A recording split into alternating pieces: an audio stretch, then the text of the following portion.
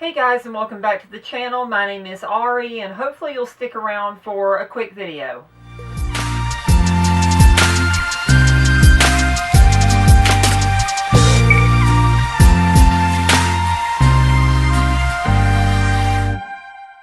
Okay guys, so yes, it is time for another HRT update. I started my HRT in July of this past year, so this month puts me at 7 months on HRT, and there is definitely a lot of difference between those first months and going into the 7th month, and thankfully it's definitely for the better.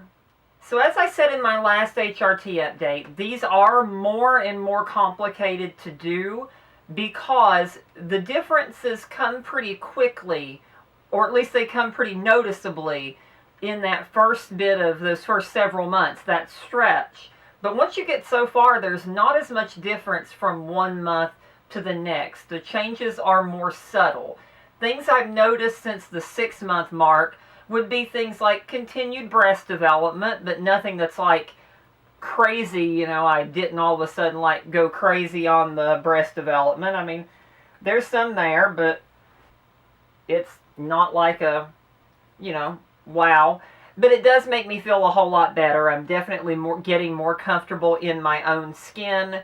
Some of the skin changes I think I am starting to notice, and even my doctor pointed out that it looks like some of my skin is starting to soften, and body hair has definitely continued thinning.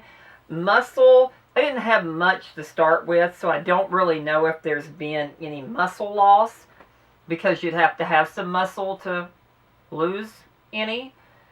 The one thing I was kind of hoping for was actually a little bit of weight gain, just so I had some, you know, fat to redistribute. Unfortunately, that has not been the case. My weight continues its roller coaster ride. But for those who do get worried about how incredibly skinny I am, nothing to get worried about. I just had a doctor's appointment.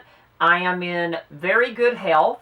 They did check to see if I had anything with my thyroid because of the fact that I can't really gain weight. And those results came back that my thyroid is functioning perfectly normal. So when it comes to my hormones, I've definitely seen some changes in the test results. I just got my newest test results from my doctor's appointment just a few days ago or somewhere around there. And in those results from November, my testosterone was at a 131, which, if you don't know the level, a typical, for a cisgender male, it would be 300 and above. So 131 still wasn't bad. It was getting me closer and closer into the female range. Now my testosterone level from these latest results is at a 40. And on top of that, we've increased my spironolactone, which will continue to suppress the testosterone. My estrogen is raising, although probably not as quickly as I would like to see. But at the same time, even though I'm not, the numbers haven't like went crazy, they did increase pretty good, but it hasn't been as crazy, you know, a change as in the testosterone. But even though I haven't seen those major crazy changes, I have seen the physical changes with breast development and skin and thinning of hair on, you know, body hair. So I'm not super concerned with it. This time around, we did not up my estradiol, which was actually kind of thrown into my court to ask me what I thought on it. Did I desperately want to raise it, or did I want to sort of see how this went? And I decided to sort of stay where I was at for another 3 months until my next doctor's appointment and see how I go from there. Unfortunately, this was also my last appointment with my current doctor, who is going back to college because she wants to focus on another form of medicine as well and expand her career. So I had to find someone else. Thankfully, the practice that I was with, which is a wonderful organization that deals with LGBT health here in the Midwest, was able to get me in at one of their other offices. So I am set up for my next doctor's appointment, which will be in like 3 months. So I'm all set on that. I actually haven't upped my spironolactone yet. because I'm waiting until I get the new prescription filled because I don't want to run low on this one. So that's a little bit nerve-wracking, but you know, you have to learn new people, and at least it is an LGBT focused healthcare practice, so they're more used to dealing with people who are trans and dealing with the transition process. So one other physical thing that we need to talk about when we're talking about breast development, we've talked about growth in breast tissue. The one thing that we didn't talk about that grows along with it is your nipples. Yes, that's a fun one to talk about. The fact of the matter is if you are starting HRT and you're looking at your chest, I don't know what your image is for what you hope for, but you should expect that the areola is definitely going to get bigger along with your breast. Not like crazy, I guess, unless you start out large and then it'll continue getting larger. Thankfully, I started out with teeny tiny little ones, so it's still not, it's average, a little smaller than average. But just so you know, that is going to change. So emotionally, I haven't seen any major changes. Everybody has those days where they're a little bit more emotional than others, and Lord knows I have the days when I'm feeling down and I'll be a little bit more depressive, I guess you would say.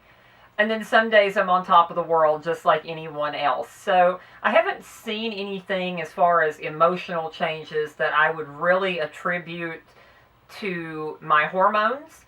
The only thing that may have any type of play is I do very much so say those tearjerker videos that you see on Facebook or the movies. I definitely get more emotional at things like that. I feel like I have a better ability to tap into my emotions than I did before. But it's not like all of a sudden you go on this emotional crazy roller coaster, or at least I didn't. Maybe you will. But mine have been pretty even keel throughout the entire process. Even when I've been going through a lot of things personally, I still have been able to maintain a good level. So no crazy changes on that. The other changes have kind of been in my comfort level. You know, I'm starting to really feel like I'm coming into my own and I feel more comfortable in my own skin. Are there still things I want to change? Obviously. But it doesn't mean that I'm not comfortable in who I am. You know, I find more and more for this channel, you know, I'm very open about being a trans woman, but I don't feel the need to hyphenate, you know, this type of woman in my day-to-day life because I don't really feel that way anymore. Yes, I have things that I've got to change. I have plans that I want for surgeries coming up in the future. But it doesn't mean that I'm not who I want to be right now. Those are physical changes. What I'm probably most impressed with throughout the entire transition is the way that my mind has been able to wrap around all of this. And now, probably for the first time in my life, I just feel comfortable being me. And you know, I think about everything with the surgeries, with boobs, with all of these things. But being comfortable in who you are is so much more important than any of that. And that's not just the hormones. That's also with having a phenomenal bomb therapist.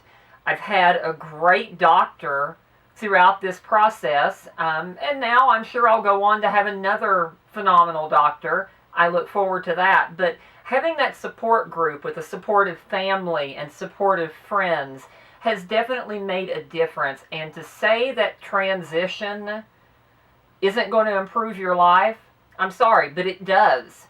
There are hardships that you're going to come across in the process, but transition has definitely had a positive effect because there's something about really being able to be yourself. And when you can accept yourself, you're able to give more to other people. You're able to be more honest, more open, more compassionate. So transition has definitely helped in my emotions and tapping into those emotions. And it's given me this wonderful opportunity to finally feel comfortable in my own skin. Okay guys, that's pretty much it for the 7-month HRT update. I hope you enjoyed the video. If you did, give it a thumbs up, leave your comments. Do not forget to subscribe. I want to see our channel continue to grow. So please get involved and make sure that, share it on social media if we had a video that you thought was helpful or that addresses something in the trans community. Be active in what we're trying to do here. The point of this is to expand and to educate other people on what trans issues are, what transition really is from just one person's perspective. But that's one story to put out there. I really appreciate that you guys watch my videos. We will be doing live streams coming up in the future. I know I keep saying that and I haven't done one in a while, but I am looking at that coming up. But anyway, to end out the video, my quote from Kesha, don't let the bastards get you down. Always hold your head up high. Be proud of who you are. And yeah, that's pretty much it. Love you guys. Bye-bye.